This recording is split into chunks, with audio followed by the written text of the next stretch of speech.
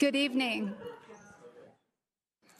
I am Kristen Carpenter, a professor of law here at the University of Colorado, where I also direct the American Indian Law program.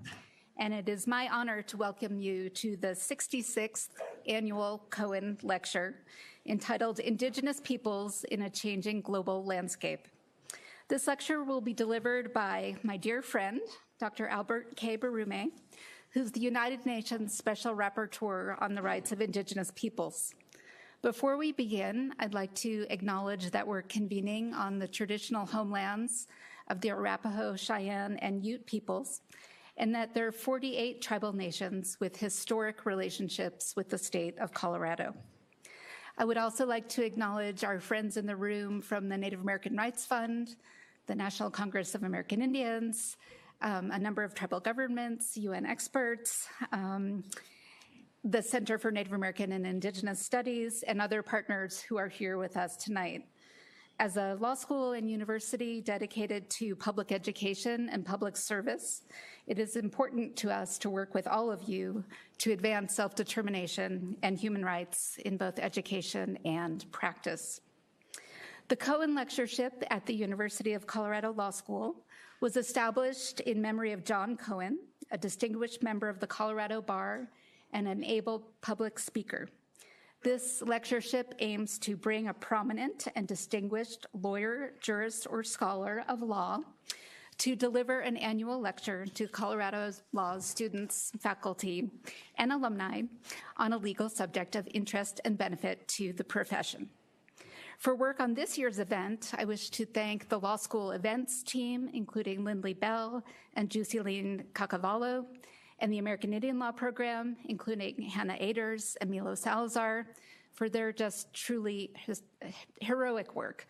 I should also thank our partners at the Implementation Project, our joint initiative with the Native American Rights Fund, who are always with us every step of the way. This event is also co-sponsored by the Center for African and African American Studies at the University of Colorado. The format for tonight will be a fireside chat conversation between our law school dean, Lolita Buckner-Innes, and Dr. Barume. In terms of format, after the original back and forth, Dean Innes will pull some of the questions that online participants have submitted by chat, and I think there are 100 of them out there, so greetings to the online world. And then we'll try to take some questions from the audience as well, and then you're all invited to join us for a reception next door in Betcher. In this room, Dean Innes needs no introduction, but I will say just briefly that she's not only the law school's administrative leader, but an accomplished scholar and teacher in her own right. She's the 17th dean of the University of Colorado Law School. She holds the Provost Professor of Law and is also an affiliate of the Center for African and African American Studies. Her prolific body of work includes scores of articles and essays, as well as the acclaimed legal history book, The Princeton Fugitive Slave, The Trials of James Collins Johnson. She's also written, very importantly, on issues of membership and belonging among Indigenous peoples, and she's been a visitor to my American Indian Law class to talk in a very moving way about some of those intersections. We're very grateful for her support of the American Indian Law program, our support of the Special Rapporteur, and the fact that she's been leading our delegation to the United Nations Permanent Forum over the last few years. Now turning to our esteemed Cohen visitor, Dr. Albert Barume. He was appointed as the Special Rapporteur on the Rights of Indigenous Peoples in December 2024. And in that capacity, he's responsible for reporting on human rights violations against Indigenous peoples throughout the entire world. It's a truly sobering responsibility that often takes a lot of courage. These are violations that are egregious, but also often invisible because there's so much power that can subordinate and obscure them. And without Dr. Barume in this position, the situation of Indigenous peoples would be even more severe than it is now. And with the promise of Dr. Barume here, I think we can hope that things can truly get better. But he had a long history before assuming the mantle of Special Rapporteur. He has over 25 years' experience working on Indigenous peoples' rights at all levels. He's a national of the Democratic Republic of Congo and among the very first lawyers to work on Indigenous peoples' rights in the 1990s in Africa. He's been an expert on Indigenous peoples at the African Commission on Human and Peoples' Rights, and also led a team of African experts who provided support to African diplomats during the negotiations around the UN Declaration on the Rights of Indigenous Peoples, culminating in its historic adoption in 2007. He was also a senior specialist at the International Labor Organization and chairperson and member of the Expert Mechanism on the Rights of Indigenous Peoples. It was in this latter capacity that I got to know him when I served as the mechanism's member from North America and later humbly followed in his footsteps as chair. But I can say I learned everything from Dr. Barume about diplomacy and presence, academic rigor, and truly excellence in this field. Dr. Barume holds a PhD in international human rights law with a focus on Indigenous peoples from the University of Essex in the United Kingdom, and a master's degree in environmental management from the School of Forestry and Environmental Studies of Yale University in the United States. He's taught Indigenous peoples' rights in several universities around the world, including our own, thankfully, and has published numerous books and articles on these topics. We're extremely fortunate that Dr. Barume has made the University of Colorado Law School his academic home. He could have picked any university in the world, and he picked ours. Working with a team that includes Professor and former Dean James Anaya, Professor Christina Stanton, Milo Salazar, Hannah Aders, both graduates of ours, and students in our American Indian Law Clinic and program who are sitting prominently in the front. We are always honored to have Dr. Barume in Boulder, and especially so tonight.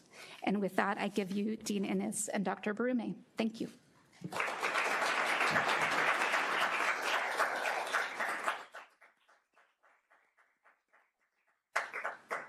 Thank you so much, Professor Carpenter. It is such a tremendous honor for me to be here, for us all to be here in your presence, Dr. Barume.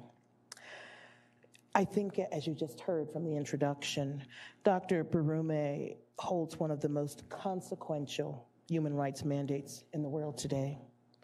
Over the past year, he has engaged Indigenous peoples across Africa, Asia, Latin America, Australia, and North America, bringing their lived realities into global legal and political discourse with clarity and moral force. Dr. Barume's recent work centers on two foundational questions. First, what does it truly mean for a nation state to recognize Indigenous peoples? And second, how must states approach land rights, not as grants of benevolence, but as acknowledgement of the inherent rights that predate the contemporary state itself? These are not abstract questions, as I'm sure that many in the room will agree, and I'm sure you, Dr. Barume, certainly would agree. As you noted during a recent country visit, you heard from community members who said very simply, cutting to the heart of the matter, restore our dignity. At a time when the language of human rights is often invoked but not implemented, Dr. Barume challenges us to think carefully about self-determination, non-discrimination, environmental stewardship, and the future of democratic pluralism. Dr. Barume, we are so very grateful for your leadership, for your courage, for your insistence that Indigenous peoples are not peripheral actors in international law, but central ones. Dr. Barume, nous sommes profondément honorés de votre présence. Merci bien.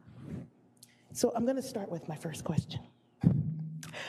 You've described Indigenous peoples not as a demographic label, but as a human rights claim for justice. How did you come to understand the term in this way? Thank you, Madam Dean. The microphone is on. We were told it would be on.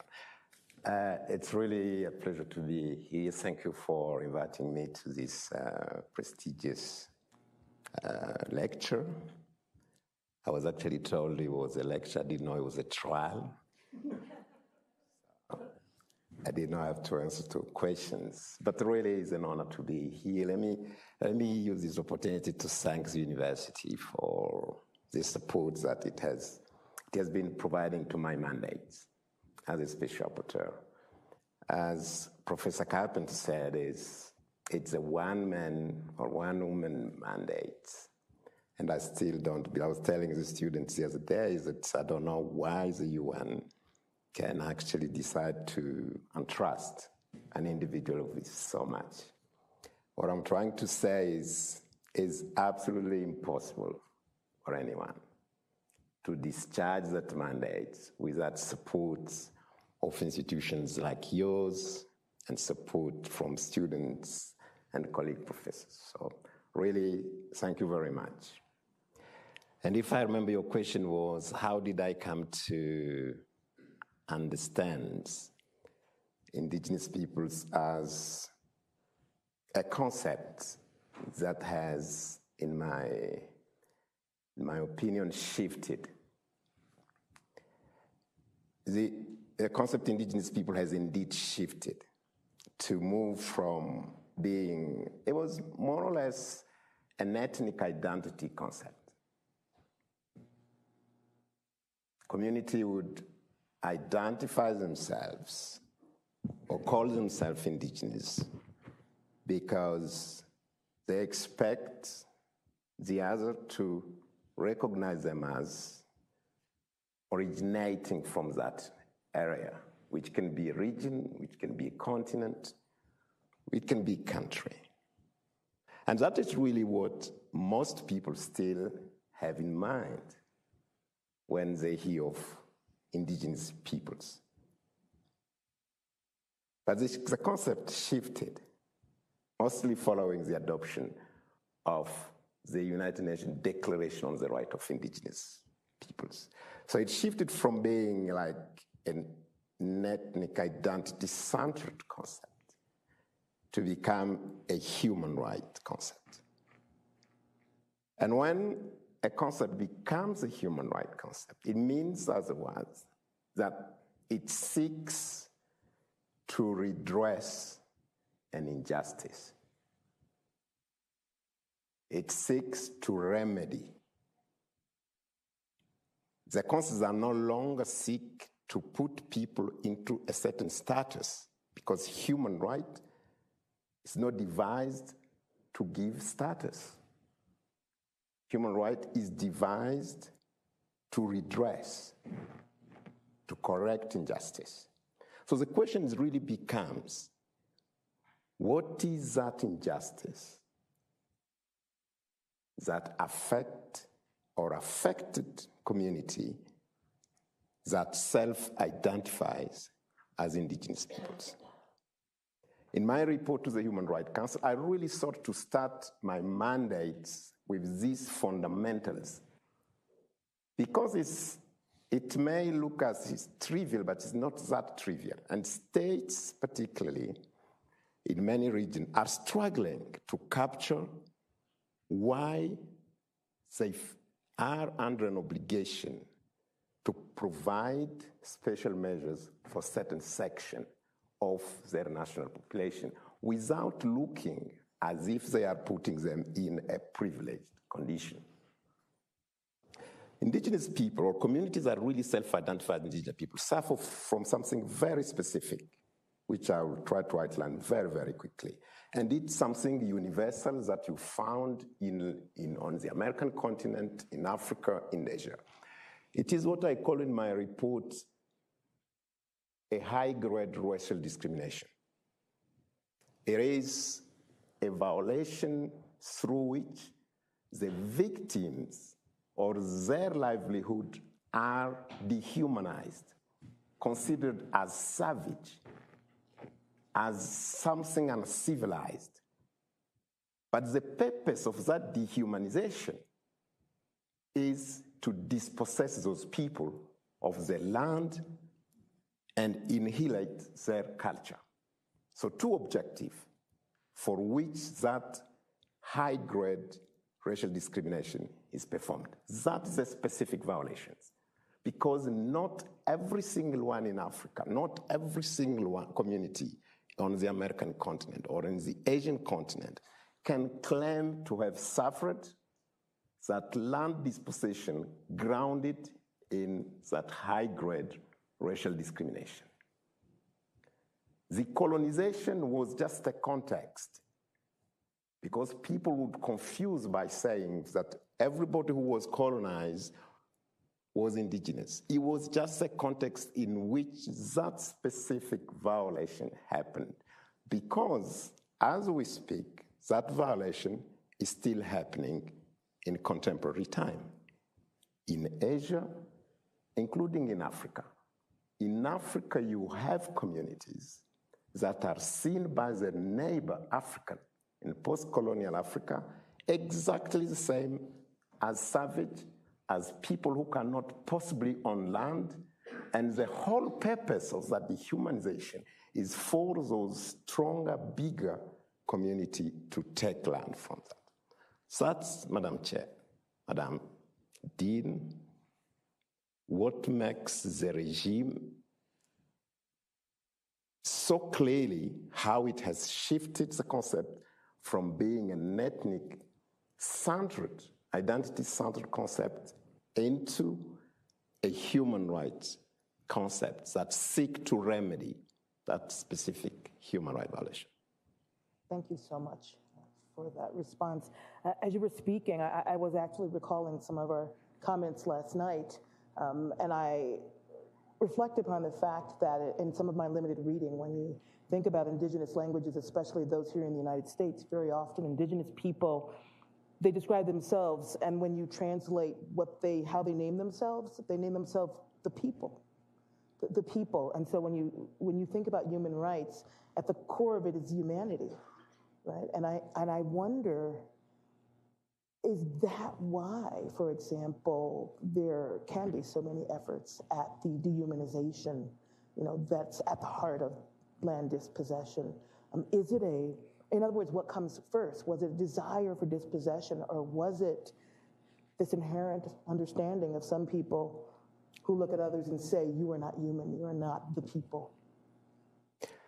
I think it is an interesting question, because indigenous people were nations, are nations. And the very fundamental reason why the colonial states were so afraid of their culture and they had to dehumanize them is because they were nations. They were not just an aggregate of individuals with an identity, with social structures, with political organizations. So the dispossession actually, it was construed the way it was construed because those colonizers wanted to access to territory.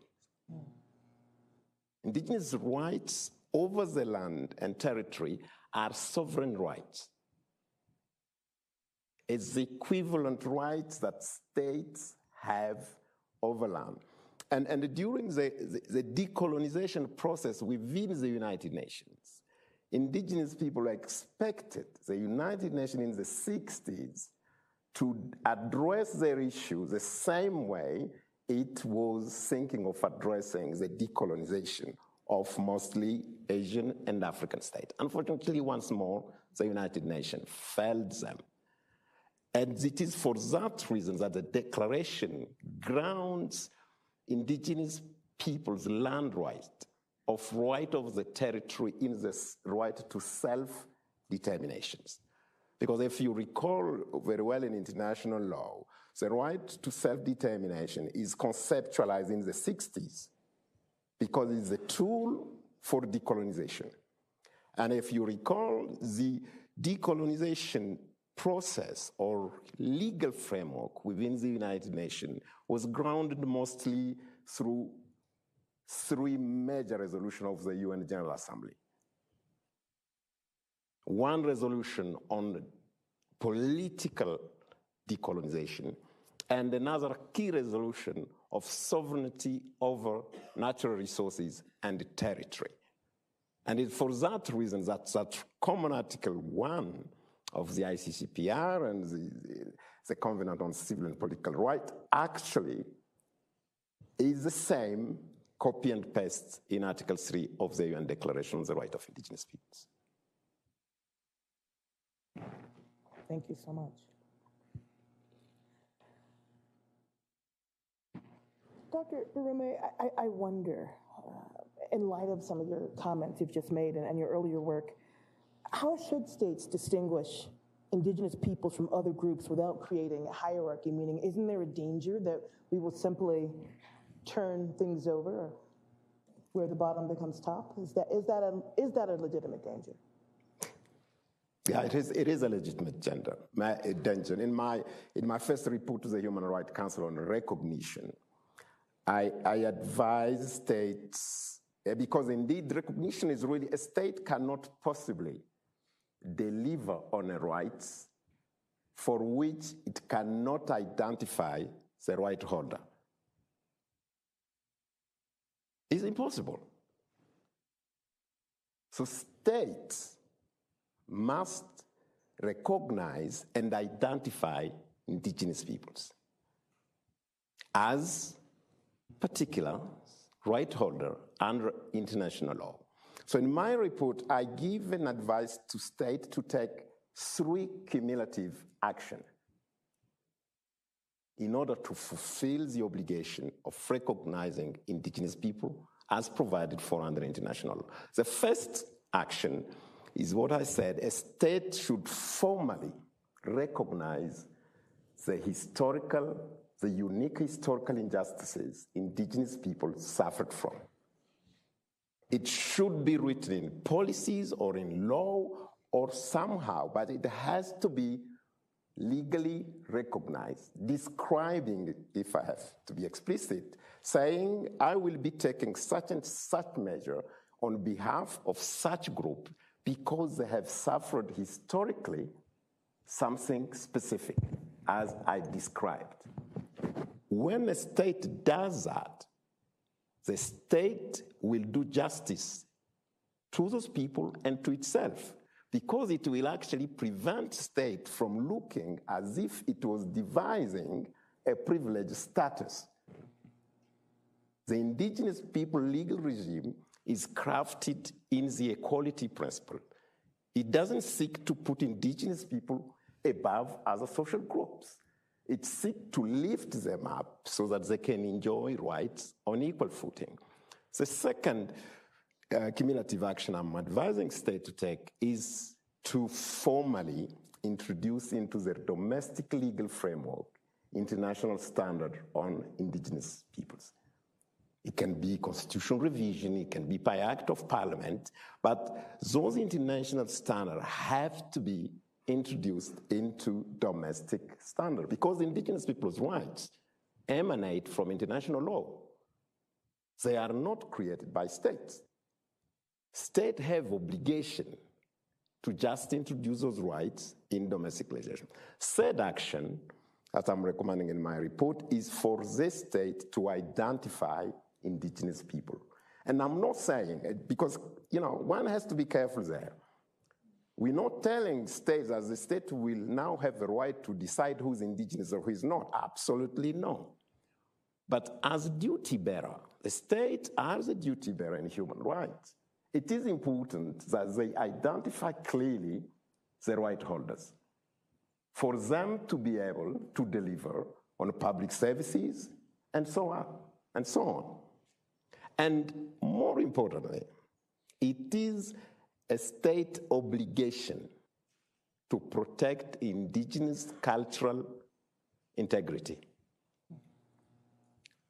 And in fulfilling and delivering on that specific obligation, states must protect indigenous people, including from pretenders. So people or other groups that would seek to identify themselves as indigenous people simply for the sake of enjoying that specific regime.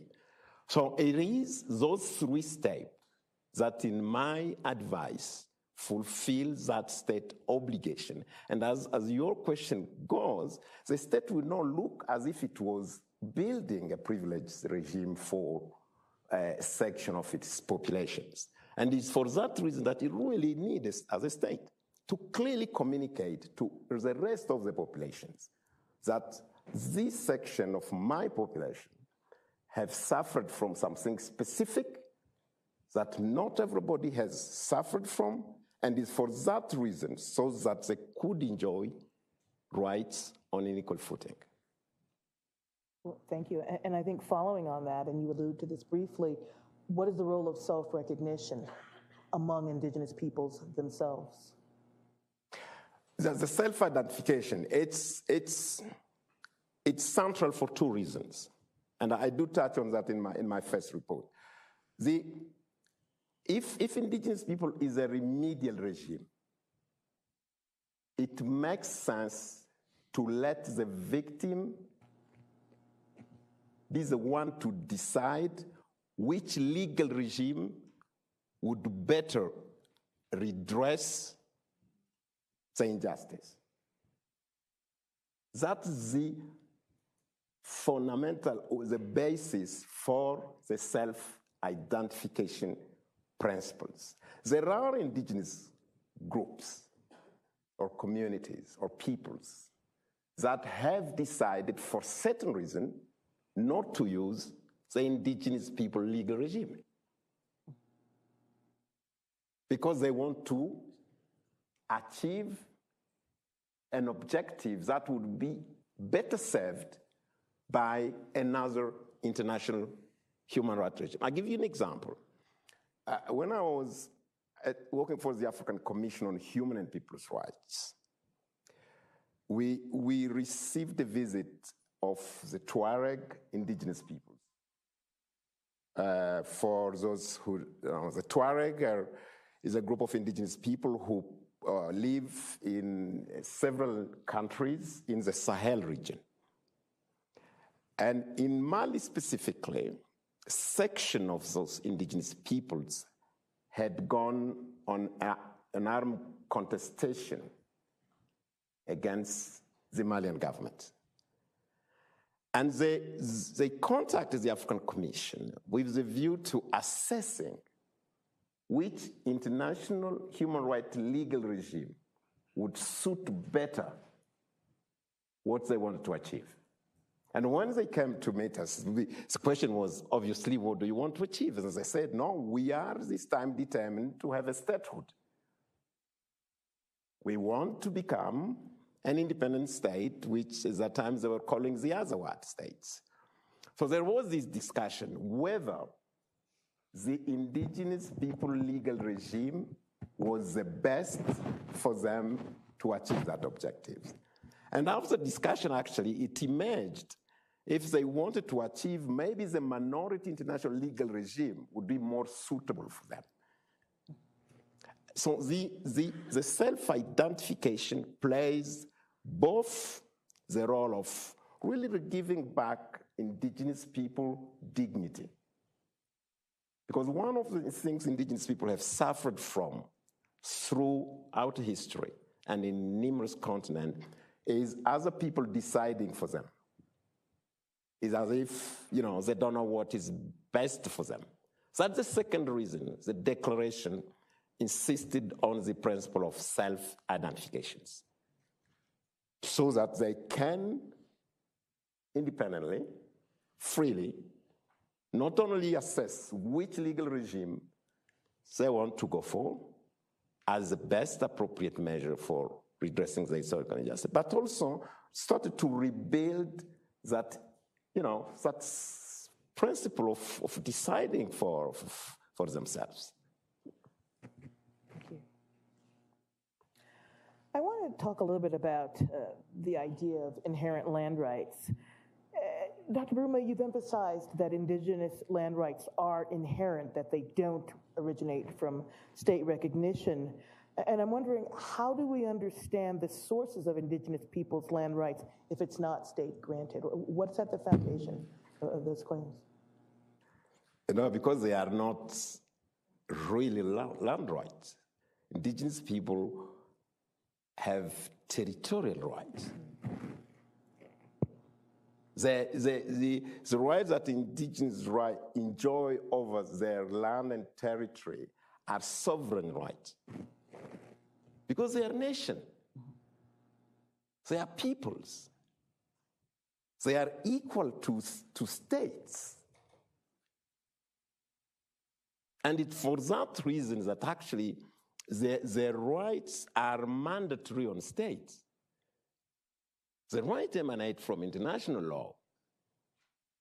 And it's for that reason, as I said, that indigenous people had hoped that the decolonization movement would, at the same time, address their issues. Actually, and I wrote this in my report, that the Cree people of Canada in the 60s almost opened an office in Zambia, in Africa. And they developed relations, discussions, because Zambia was in Africa, let's say, the capital where, you know, the decolonization movement of Africa was really being like conceptualized, and all the brain were regularly meeting. The Cree of Canada had a representative in Lusaka in Zambia for some time, because they saw that you know, connection between their claim and indigenous people. And there is a writer that I like quoting, Matt. He calls indigenous people's issue a decolonization unfinished business.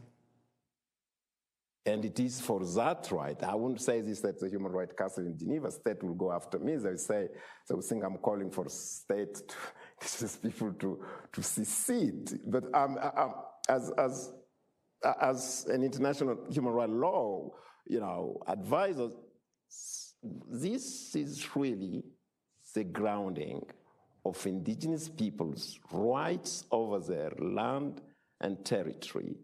They are not just mere property rights that are granted by states, proven by some sort of title deed, because there is no state with a title deed over its territory. There is no such thing in international law. So it's that parallelism that need to be established. So given what you've just said, what reforms would follow from the sort of recognition that you are supporting? What can and should states themselves do in view of? I mean, there are some states that have been taking some, you know, I wouldn't call them good practices. As I said, the only legal reform that a state need to take is to introduce into the domestic legislation those standards that provides or recognize indigenous people as sovereign, as nations, as people with territorial right over their lands. And it's for that reason, actually, that you see certain states recognizing treaties or relooking into the treaty practices. It's a living proof that for a state to address indigenous people land rights, the venue is not the traditional property rights. It goes beyond that. The traditional property rights become a little small component of enjoying that bigger rights, which is sovereign rights over the territory. Thank you. I want to talk a little bit about your recent country visit to Botswana.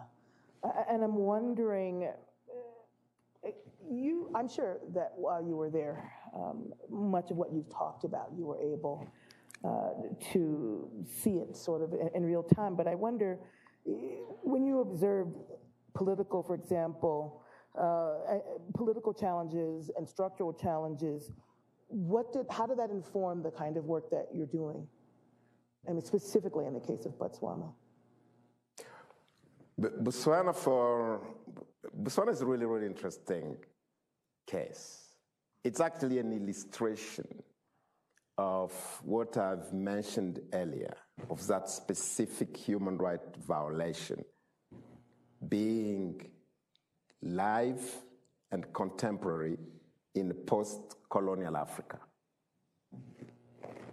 I remember when for the first time at the African Commission, we brought this argument to African head of states that the concept indigenous people was traceable on the African continent because we had on the African continent section of certain nations that were considered literally as savage or animals.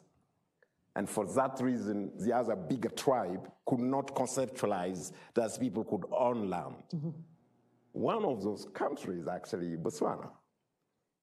Botswana, as many of you might know, is the country, one of the countries in Southern Africa inhabited by the people known as San people, or some of you might know them as Bushmen people. Maybe you have seen the movie God Must Be Crazy. Has anybody seen the movie God Must Be Crazy? So it's really a country where the bigger Bantu African tribe, exactly the same way colonizer did on this continent, walked on this land and found mostly hunter-gatherers and nomadic pastoralists. And they decided this is savage life. How can people continue to live like wandering around and chasing animals? You know, these people are they're savage. These kind of things need to stop. And they convinced themselves that one, that livelihood was savage. Second, that you can't possibly claim as, customary land rights on territory you hunt on or on territory you just wander in. That only if you were like a farmers, land tiller communities that you could own the post-colonial Africa. And for decades, those communities have been completely sidelined, living absolutely invisible, as if they don't exist. The mission to Botswana was really an illustration.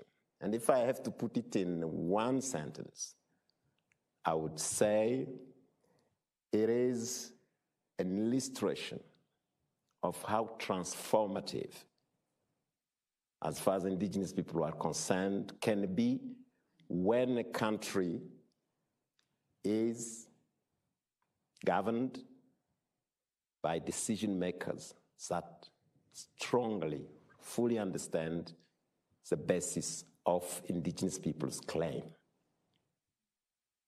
Because the current president who took power 1 year ago was an attorney of indigenous peoples.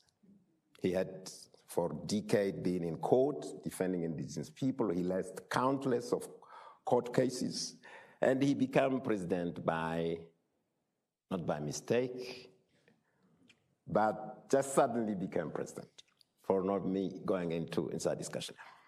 So I witnessed firsthand how political commitment can decide first to recognize that specific injustice and second to redress it. I want to talk a little bit about climate transition and indigenous lands. And you've warned in the past that green energy transition risks replicating historical dispossession if it's not grounded in free, prior, and informed consent. So how do we prevent climate justice from becoming climate colonialism? Thank you for that.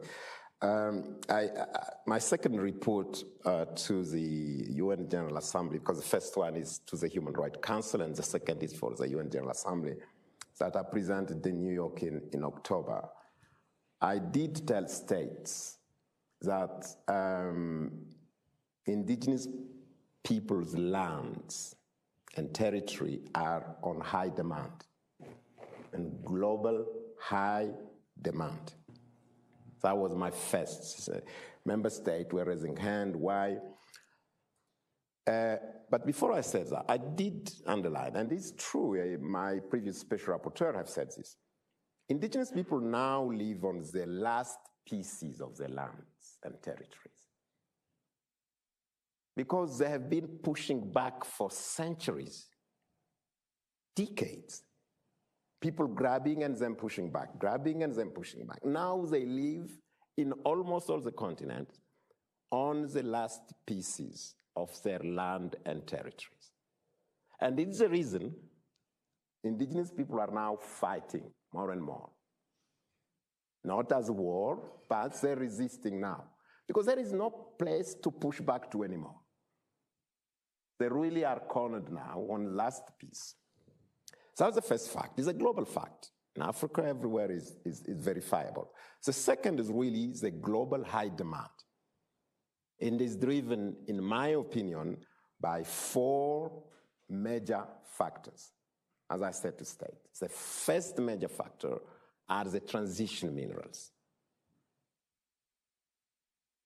most of which, huge quantity of it, are on indigenous people's lands. The second driver, and I decided to separate the two, are energy transition. The new dams, the biofuel, and so on and so forth, and the wind farms and so on and so forth. The third is by, again, a very noble objective to extend protected area to 30% by 2030. And I'm not saying these things are bad. You know, the transition minerals are not bad per se. The transition energy are not bad per se. The extension of protected area are not bad per se. But we indigenous people cannot pay the price again. Indigenous people have paid for centuries, for decades, the price for many states to develop. They can't be paying the price once more of the green economy or green world, God knows. And I'm not against those things. The 4 factors that is really affecting indigenous people's land is that indigenous people's land are at the center of major geopolitical interest. Many indigenous peoples live on borders or across borders. Many indigenous nations actually live on 3-4 countries in borders. And Madam Dean, borders areas are the playing ground for drug trafficking network, for global network of migration, for armed conflicts, and for extremism. I mean, Al-Qaeda and the Islamic State. Before I was actually appointed as a special rapporteur, I worked for a couple of years as an expert for the UN Security Council on Mali. And in the Sahel regions, those indigenous land occupied by the Islamic State and Al-Qaeda's. So indigenous people are the first you come across in many countries when those groups cross borders.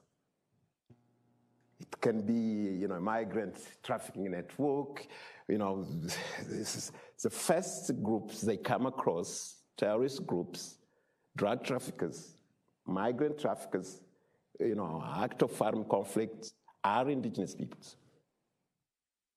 And once they come across those indigenous peoples, they abandon far remote area, very little public services provided.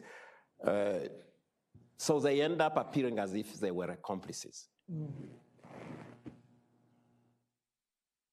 And then the cycle starts there, where their states consider them as accomplices of enemy of states, and the cycle of criminalization goes on. So those factors making indigenous territory, I mean, the last case of Greenland is better as an illustration, really becoming a center, not only of those drive for, transition and climate change, but at the center of incredibly international security issues.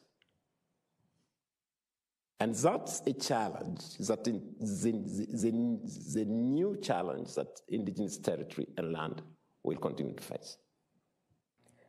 So given those remarks, you in the past called for a paradigm shift, urging nation states to see indigenous peoples as partners in security, as opposed to, as you said, accomplices or threats themselves. Is that shift urgent? That was my call. The conclusion of my report in New York, I said to states that they are missing on an opportunity. And I might be wrong, but let me say what I said in my report. I think indigenous people have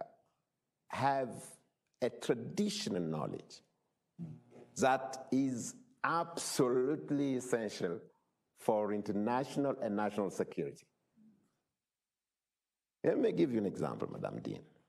As I said, my former job with the Security Council, we would do some investigation on, there is a huge quantity of cocaine that comes from Latin America that lands in a number of African countries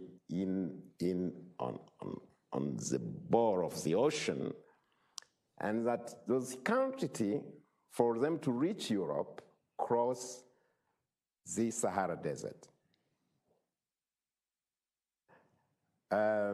You cannot make 10 meters or 100 meters in the Sahara Desert if you're not guided by an indigenous Tuareg. You cannot. You will get lost, and in 2 days they find you dead. So they make business out of convoying those things. It's an incredible traditional knowledge. I found the same, I was in a mission in Panama recently. I mean, it's the same on migration traffic, migrant route.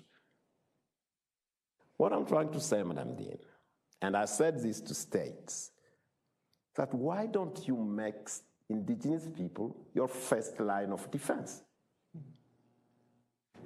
Because that's what they are naturally. When all these traffickers cross borders, the first group they come across are these people. And then, these extremist groups, these trafficking networks subsume those indigenous people, and some ends up being maybe involved. And this happens because states have taken the wrong approach of not partnering with indigenous people for national and international security.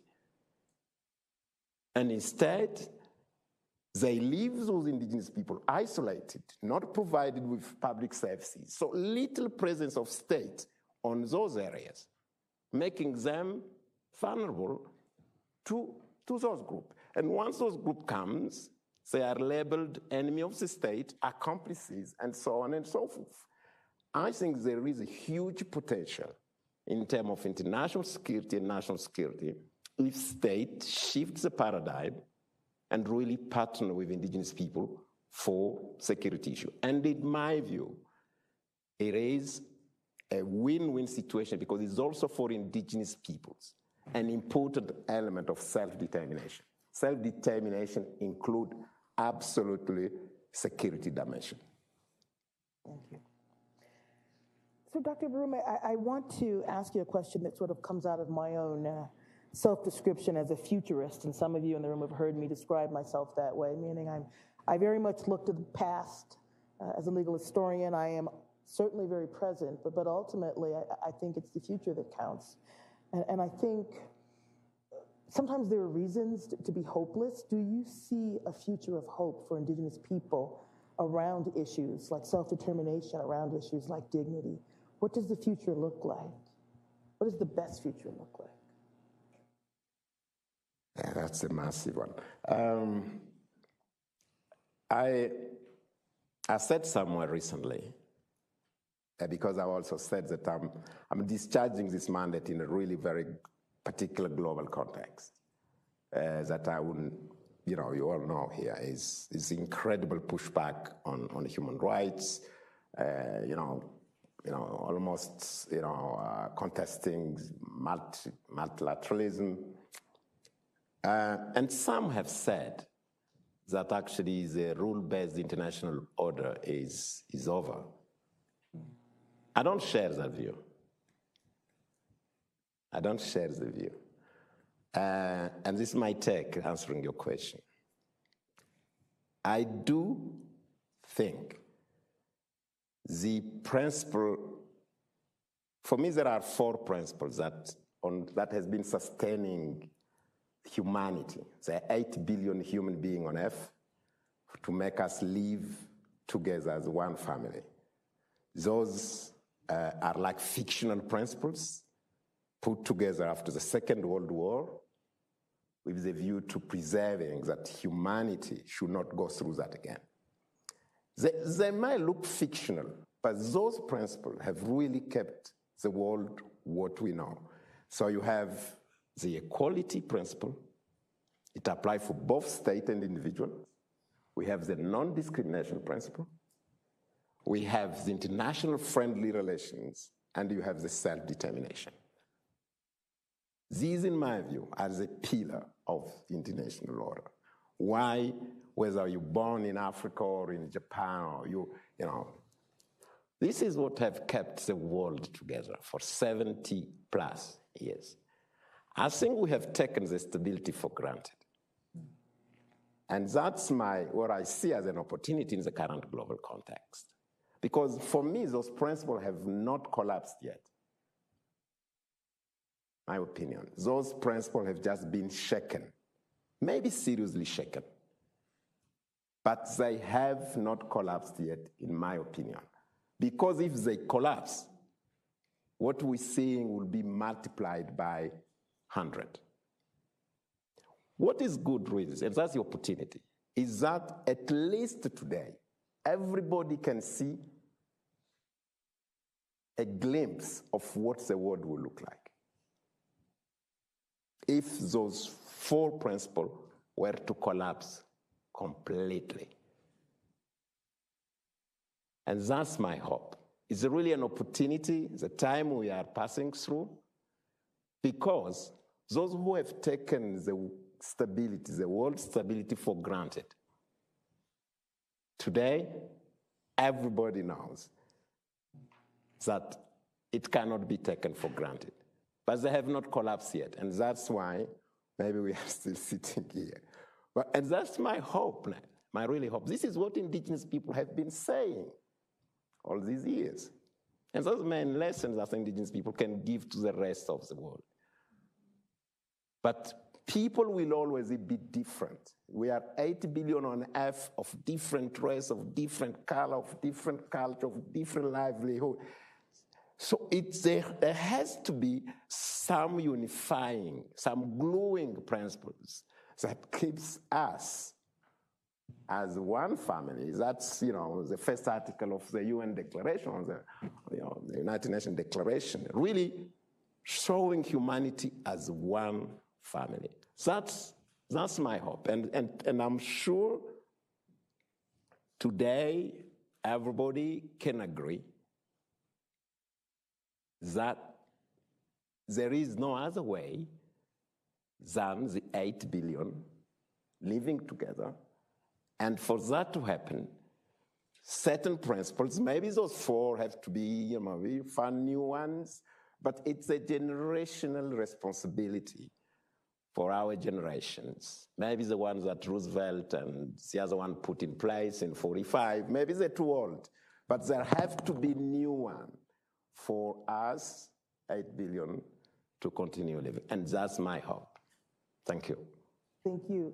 We're coming close to the end of our time. However, I wanted to draw a question that was submitted by one of our audience members because I think it's very apt given our setting.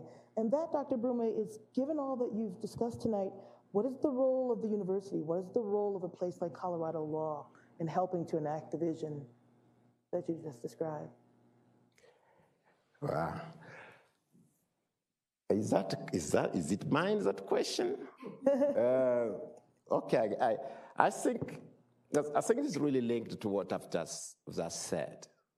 I think universities are more than before important.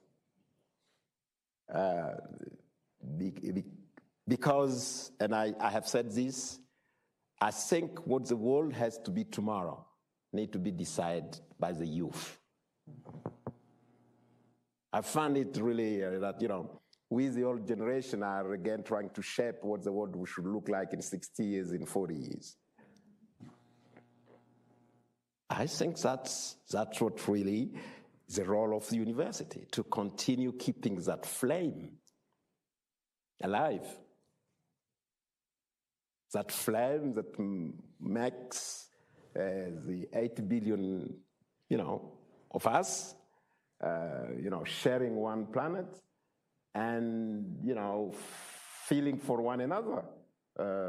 Because I think the climate change and all those risks are showing there is no way. Nobody's going to have their own paradise. Nobody's going to have their own paradise. I know people might go to Mars or to other planet, but the majority will be living on this earth. So there has to be some compromise. There has to be some common ground. And I think really I see the universities as those, only few remaining space where we can continue to do what we're doing here, meaning, thinking freely and just saying whatever we think. That's my take. But that wasn't just my question. I think anybody can have a go on that one. Professor Carpenter, do we have time to take any audience questions? I think we do. The audience is still quite attentive, if not rapt.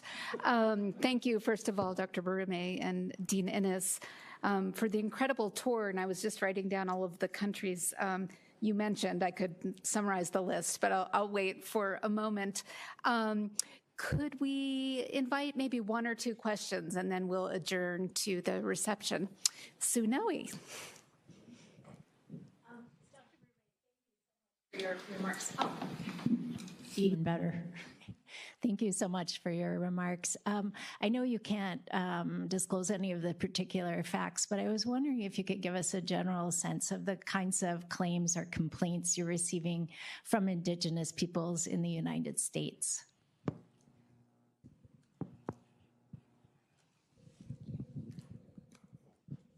Wow, that's okay. Thank you, sir. Thank you, sir, for the question. Actually, you just reminded me something.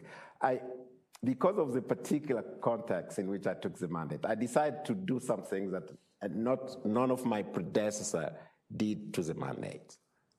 I decided to create regional teams of lawyers.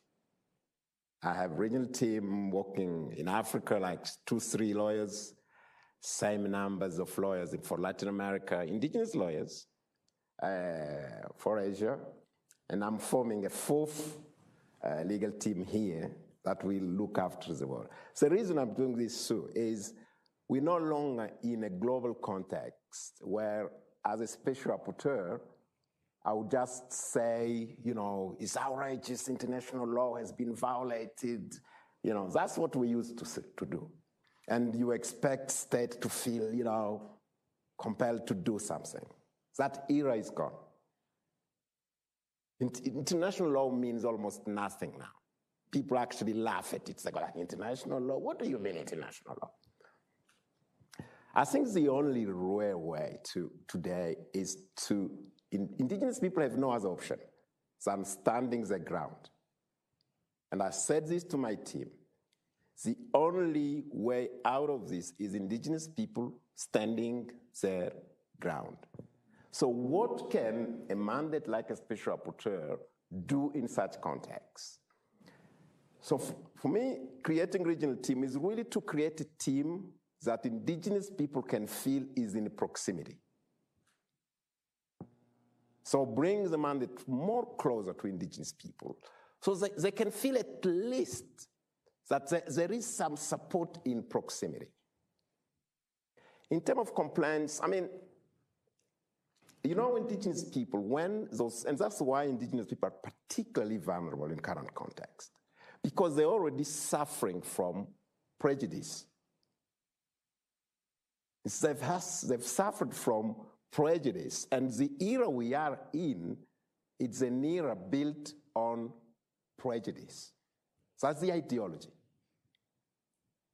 When you try to rank people and so on, and so it's grounded really in prejudice. And I actually had to make a press release. I had to make a press release recently, which is public now anyway, just to illustrate. Because some influential person in these countries said something like, you know, they should have killed more Indians, something like that. Yeah. As a special rapporteur, I had, and I wrote in that public press release, that is absolutely shocking, the level of regression. It is as if there is no longer anything that cannot be said.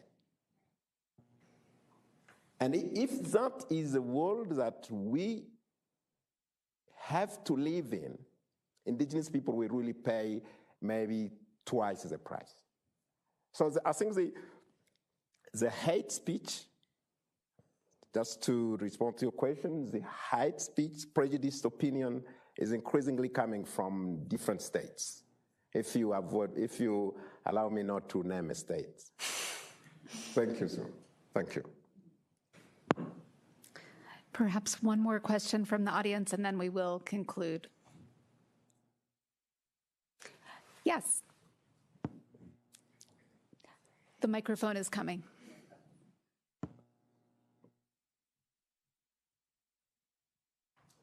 Thank you. Dagote, Sky Roosevelt Morris on say. My name is Sky Roosevelt Morris. I just want to thank C. Boulder and our distinguished guests for presenting this evening. It's an honor. I just had a quick question about the UNDRIP in its entirety. Yeah. Don't you think that the UNDRIP itself is regressive towards the advancement of indigenous peoples' rights? And because you opened with talking about indigenous peoples' rights and then how it has transitioned because of the UNDRIP to human rights. But indigenous peoples' rights are not human rights. Human rights are individual rights. Individual peoples, or indigenous peoples, thus the S on the end of people, and I know you know this, you're an international scholar, that is very specific and intentional to designate collective rights to peoples and nations. And, you know, talking about the best that we can hope for is to be pawns for the international and national security of invader states. Like, I don't think Tona Odom people would appreciate that, being used as pawns for the United States and Mexico. And who are we to judge other people in their advancement for self-determination? If people have to pick up weapons, if people have to sell opium to advance their struggle for self-determination when they are facing multi-billion-dollar, multi-trillion-dollar invader states. And so to me, the UNDRIP is a regression of the advancement of indigenous peoples' rights. And it's a cul-de-sac for the advancement of indigenous peoples' rights. None of those recommendations ever actually amount to anything. The declaration itself is not even a legally binding instrument, if we're just being 100% honest. And so I'm really curious to hear, because I've heard James Anaya say it, I've heard countless special UN rapporteurs say the same thing. But to me, as an indigenous person, the UNDRIP itself is not doing what it's supposed to be doing because of Article 46 that says not Article 3 of self-determination. None of it matters, because any aforementioned article as long as it calls into question the territorial integrity of invader states, is null and void. So what kind of declaration, what kind of hope is there when that's the final article of the UNDRIP? Thank you, sir. That's an extremely tough one. I'll try I'll start with first, make 2 points. The first point is that and I agree with you, the UNDRIP does not create indigenous people's rights. It's not UNDRIPs that create indigenous people's rights. Indigenous people's rights have existed in international law before the UNDRIP. It's a right to self-determination. It's a right recognized to nations since international human rights law exists. The UNDRIP is a reformulation of, to capture, and that's my second point, to actually introduce into human rights is one of the keys that introduces into international human rights law collective rights. And by the way, the self-determination right is a collective right. It is a collective right that states enjoy. That's my first point. It is a practice in international human rights law and international law to, when you read, for instance, take an example, the Convention on the Rights of the Child, the Convention against any form of discrimination against women. There is absolutely no new rights in those conventions. The existing rights are reformulated to capture the specific conditions of women, of children, of persons with disability, and so on and so on. It's a practice in international law. It does not mean they're creating new rights. Your question about the reading of Article 46 and 3, whether the provision in Article 3 is diminished by the provision. That's your question. That's what you're asking. Was it diminished? I don't think so. I think anybody who would reach that conclusion is really a complete wrong interpretation of international law for mostly major reasons. You know, the principle of right to self-determination as enshrined by the common article of the Convention on Political and Civil Rights and Economic and Social and Cultural Rights is the very same rights reproduced in Article 3. The Article 46, the content of that article, if you read most convention, you are likely to trace down those kind of provisions. They are final provisions that exist in most conventions, in most international instruments, that connects the new instrument to existing international legal frameworks. I am from the civil law system, a French civil law systems. That category, for those who write laws here, know that the last section of any single law, they call them dispositions transitoires. They are provisions you put into a legal text to connect that new legal text to pre-existing legal text. That's a practice in all international instruments. You read every single convention, the end provision. It's actually a good, let me be honest with you. It was actually a good trick that indigenous people played Africans during the negotiation of the declarations. because, because it's the African group who was pushing for Article 46, actually. There was a sentence in Article 46 that was supposed to be a second paragraph of Article 3. That was a demand of the African states. The indigenous people, some sitting in here, and I remember New York, really pushed back too hard to convince African states that there was no need to have a second paragraph to Article 3, that they will take that sentence and put it in Article 46. And Africans, they fall in a trap because it's a legal trap. By taking that provision in what we call the disposition transitoire, it actually does not make that provision a substantive provision. I'm not sure, you're following me, right?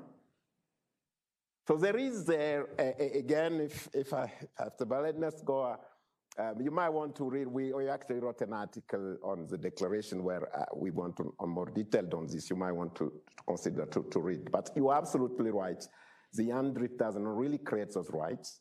Those rights are pre-existing, so it don't have an effect at all of diluting or whatsoever it can do on indigenous people's rights. Second, the right to self-determination for indigenous people is an intact right. Is absolutely intact right as provided for in Article 3 and Article 4. Thank you, Dr. Burme. And I'm reminded, going back to the other question about the role of the university, this is the role of the university, to have spirited discussions like this about difficult legal issues. I can't help but make one comment on my own view about the declaration, which is that it's a living instrument. It is up to every single person in this room to make it live and breathe Indigenous peoples' realities and worldviews. It has rights and responsibilities. It has relationships and duties. And it has explicitly, as Dr. Burme said, individual and collective rights. And my students here and others I know are working incredibly hard with the leadership of those who have gone before us, like Dr. Burme, to make all of that meaningful in the lives of Indigenous peoples. So please join me in thanking Dr. Burme and then joining us at the reception. Thank you.